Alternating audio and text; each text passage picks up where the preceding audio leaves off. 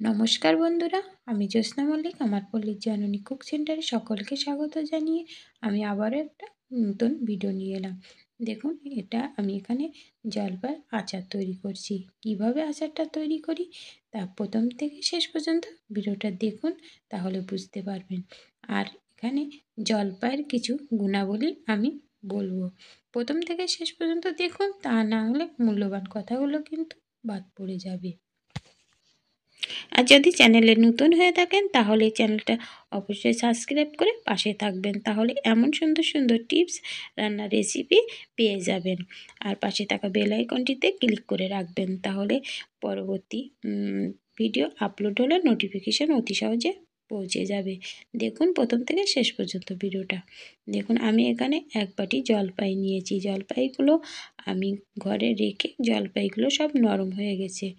এখন জলপাইটা আমি ভালো করে বেছে পরিষ্কার করে ধুয়ে নিয়েছি, ধুয়ে বেছে পরিষ্কার করে নিয়েছি।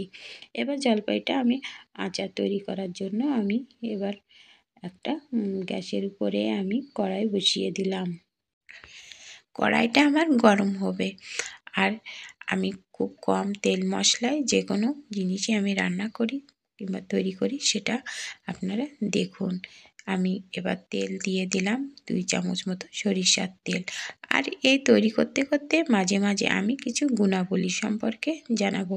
যে কোনো জিনিসের একটা ভালো দিক আছে, একটা খারাপ দিক আছে, তাই পুরো ভিডিওটা প্রথম থেকে শেষ পর্যন্ত দেখুন। আমি এখানে কিছু শুকনো লঙ্কা তেলের উপরে দিয়ে দিলাম। একটু বেশি করে শুকনো লঙ্কা দিলাম, কারণ এখানে অনেক সময় ভর্তা টর্তা খেতে গেলে শুকনো লঙ্কা লাগে। আমি আচারের ভিতরে যদি এই শুকনো লঙ্কা একটু বেশি করে দিই, তাহলে আমি ভর্তা মাখার সময় এতে আমি ওই লঙ্কা ব্যবহার করতে পারবো। তাই কিছু শুকনো লঙ্কা আমি বেশি করে দিয়ে দিলাম। আর লঙ্কাটা একটু ভাজা ভাজা হবে। লঙ্কাগুলো আমার দেখুন একটু ভাজা ভাজা হয়ে গেছে। এবার আমি এই তেলের ভিতরে আমি দিয়ে দেব পাঁচফোড়ন।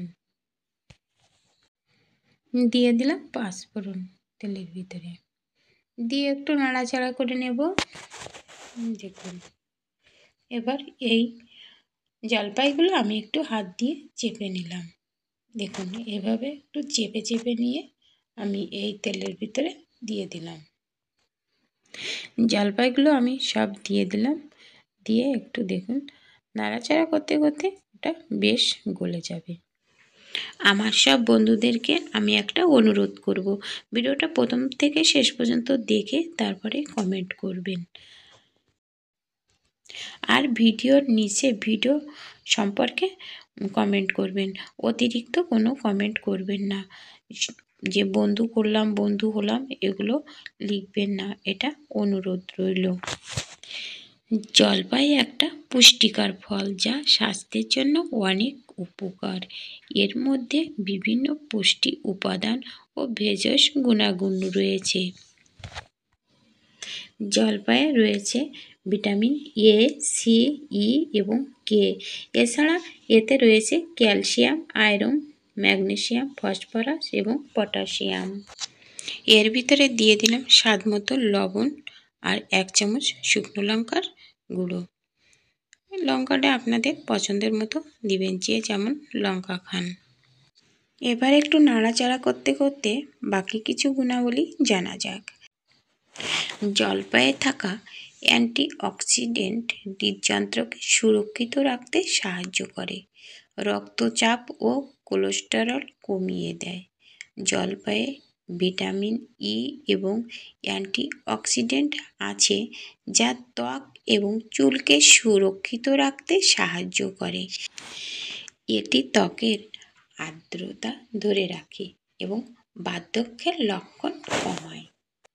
এবার আমি দিয়ে দিলাম 4 চামচ মতো চিনি। চিনিটাও দেবেন আপনাদের পছন্দের মতো, যে যেমন মিষ্টি খান। এবার নাড়াচাড়া করতে করতে চিনিটা গলে যাবে। আর বাকি গুণাবলীর কথাও কিছু আলোচনা করব। জলপাইয়ের ফাইবার হজম প্রক্রিয়াকে উন্নত করে এবং কোষ্ঠকাঠিন্য প্রতিরোধে সাহায্য করে।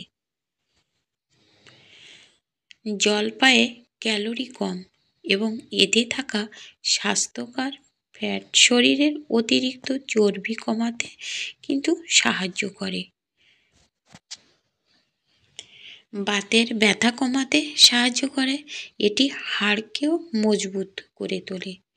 জলপাই শুধু খেতে সুস্বাদু নয়, এটি একটি ভেষজ উপাদান হিসাবেও বেশ কার্যকর। জলপাই কাঁচা, আচার, তেল বা অনন্য উপায়ে গ্রহণ করে এর গুণাগুণ উপভোগ করা যায়।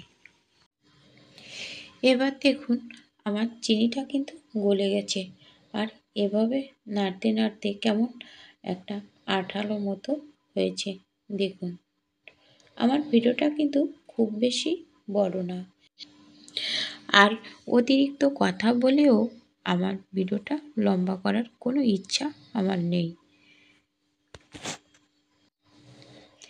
তাই ভিডিওটা প্রথম থেকে শেষ পর্যন্ত দেখার অনুরোধ রইল, আর ভালো লাগলে একটা লাইক দিবেন।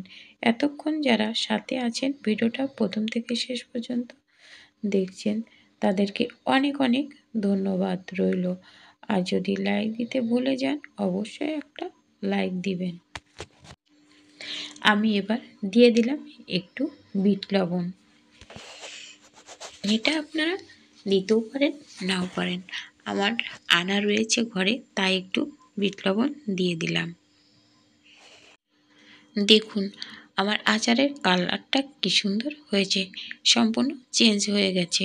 এরকম জাল দিতে দিতে কালারটা এরকম চেঞ্জ হয়ে যাবে। বুঝতে পারছেন আমার প্রায় হয়ে যাওয়ার সময় হয়ে গেছে। এভাবে জাল করতে করতে যখন কড়ার থেকে একেবারে ছেড়ে দেবে, তখনই বুঝতে হবে যে এটা হয়ে গেছে। এবার আমি একটা ভাজা মশলা দিয়ে দেব। আগের থেকে আমি মশলাটা তৈরি করে রাখছিলাম। এখানে ধনে, জিরে, গরম মশলা ভেজে আমি একটা গুঁড়ো তৈরি করে রাখছিলাম। সেই গুঁড়োটা আমি এখানে ব্যবহার করব। দেখুন আমি এখানে 2 চামচ মতো আমি মশলা দিয়ে দিলাম। মশলাটা দিয়েও কিন্তু আমি মিশিয়ে নেব ভালোভাবে, এবং একটু হালকা একটু জাল দিয়েও নেব। অনেকে আছে যে নিচে লাবিয়ে তারপরে মশলা দেয়, কিন্তু না, আমি এটা মশলাটা দিয়েও একটু জাল করে নেব। দেখুন একেবারে ছেড়ে দিচ্ছে। এভাবে যদি আপনারা তৈরি করে রাখেন, তা আপনারা বছরভর খাবেন, কোনো অসুবিধা হবে না, একটু নষ্ট হবে না। দেখুন খেতেও কিন্তু বেশ দুর্দান্ত হবে। এভাবে আপনারা তৈরি করবেন একেবারে ঘরোয়া উপায়ে। অতিরিক্ত কোনো মশলা কিন্তু আমি এতে ব্যবহার করিনি। এবার কিছু অপকারিতার কথা জেনে নিই। এই যে সকল গুণাবলীর কথা শুনলেন, এই গুণাবলীগুলো নষ্ট হবে যখন অতিরিক্ত আপনারা খাবেন। অতিরিক্ত কোনো কিছু খাওয়া ভালো না, তাই মাত্রা ঠিক রেখে খেতে হবে। অতিরিক্ত খেলে কিন্তু গ্যাসের সমস্যা দেখা দেবে, বিশেষ করে যাদের গ্যাস আছে। আচারটা আমার কমপ্লিট হয়ে গেছে, এবার আমি নামিয়ে নেব। দেখুন একটা প্লেটে নামিয়ে নিয়েছি। এটা ঠান্ডা হলে আমি একটা বয়মে রেখে দেব। রেখে দীর্ঘদিন পর্যন্ত খাওয়া যাবে এটা। এভাবে তৈরি করে যদি আপনারা কাচের বয়মে রেখে দেন, তাহলে নষ্ট হবে না। দেখুন আজ আমি এ পর্যন্তই রেখে দিচ্ছি ভিডিওটা। দেখা হবে অন্য কোনো ভিডিওতে।